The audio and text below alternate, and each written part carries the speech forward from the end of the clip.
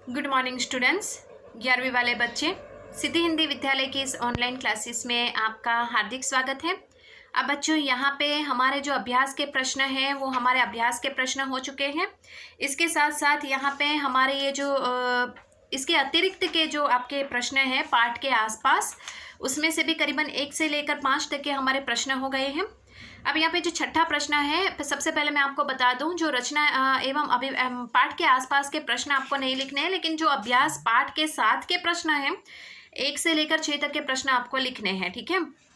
उसके बाद यहाँ पे जो पाठ के आसपास के जो प्रश्न है उसमें से हमारा छठा प्रश्न रह गया था, वो हम कर लेते हैं ताकि आज हमारा ये जो पाठ है पहला वो ख़त्म हो जाए और आगे के वीडियो से हम लोग काव्य की शुरुआत करें।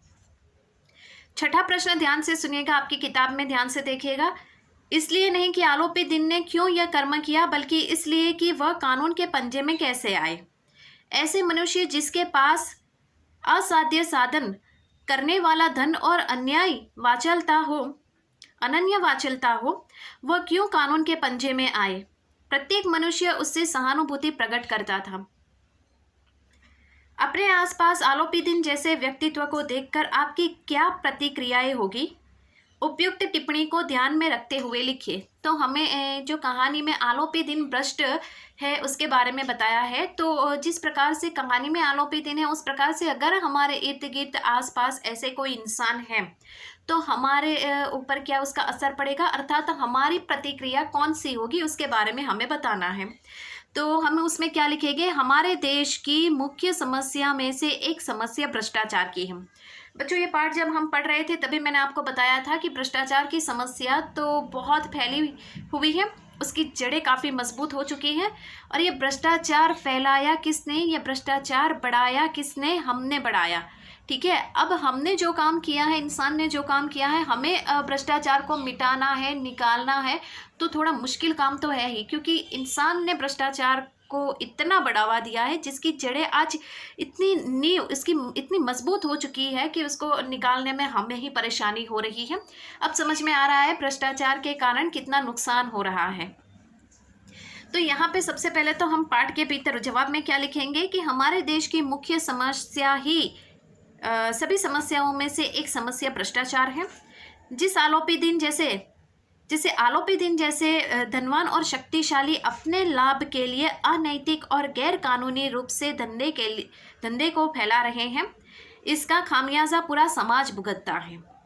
इसलिए वंशीधर जैसे ईमानदार प्रामाणिक व्यक्ति की आवश्यकता है जो ऐसे भ्रष्टाचारी को अपनी हिरासत में ले और कानून के हवाले करे।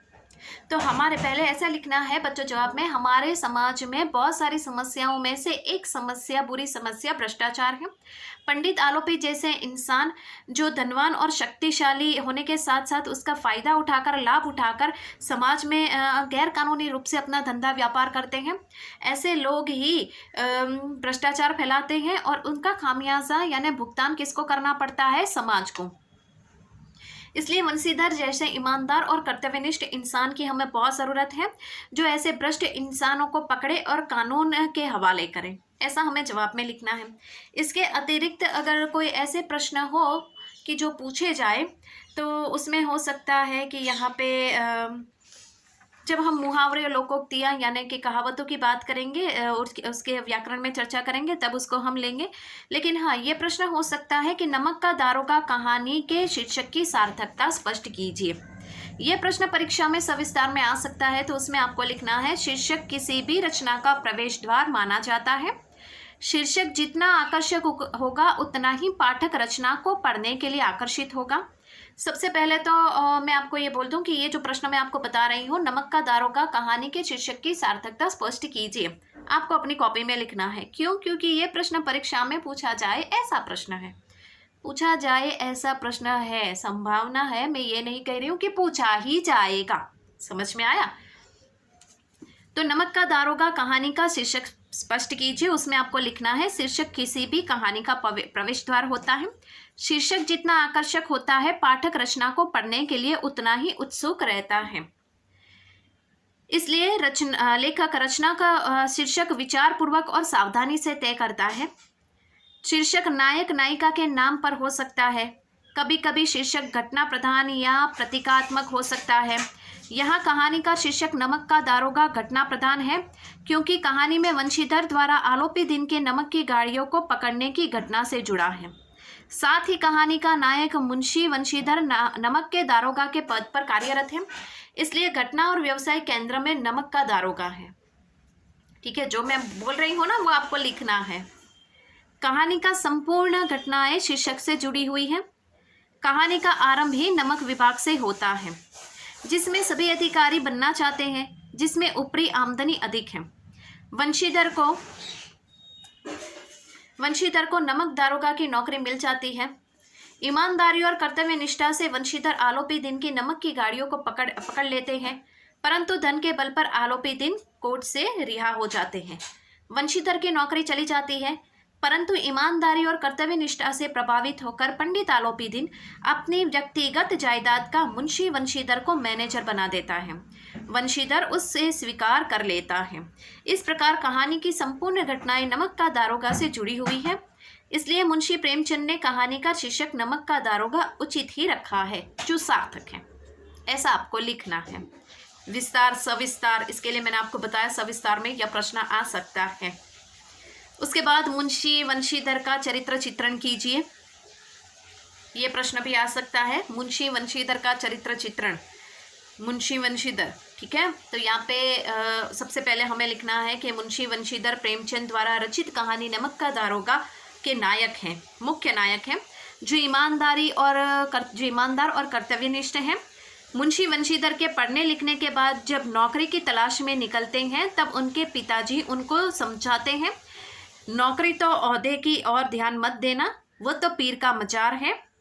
निगाह चढ़ावे और चादर पर रखना, ऐसा काम ढूंढना जहाँ ऊपरी आय हो। मासिक वेतन तो पूर्णमास के चांद की तरह होता है, जो एक दिन दिखाई देता है और घटते घटते लुप्त हो जाता है। ऊपरी आय जो होती है वो बहता हुआ स्रोत होता है, जो सदैव प्यास बुझाती है। इस सीख के बाद मुंशी वंशीधर ईमानदारी से पंडित आलोपी दिन की नमक की गाड़ियों को पकड़ लेते हैं और आलोपी दिन की रिश्वत की रकम 1000 से 40,000 रुपये की शुरुआत करते हैं और वहां तक रुकती है, लेकिन फिर भी वो उनको अस्वीकार करते हैं। इस प्रकार धन पर धर्म की विजय होती है और वंशीधर ईमानदारी का परिचय देते हैं। वंशीधर कर्तव्यनिष्ठ भी हैं। वे रात हो या दिन हमेशा अपने कर्तव्य के प्रति सजग और कार्यशील रहते हैं।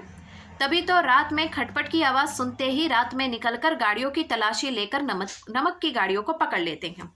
इस प्रकार वे कर्तव्य निष्ठा का परिचय देते हैं। वंशीधर विनम्र भी हैं। इसी विनम्रता के कारण अपने पिताजी को जवाब नहीं देते तथा विनम्रता के कारण ही पंडित आलोपी दिन के मैनेजर के पद को स्वीकार भी कर लेते हैं। परंतु विनम्रता उनकी कमजोरी बन गई है।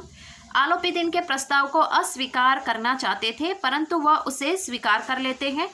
यह उनके चरित्र की दुर्बलता को उजागर करता है।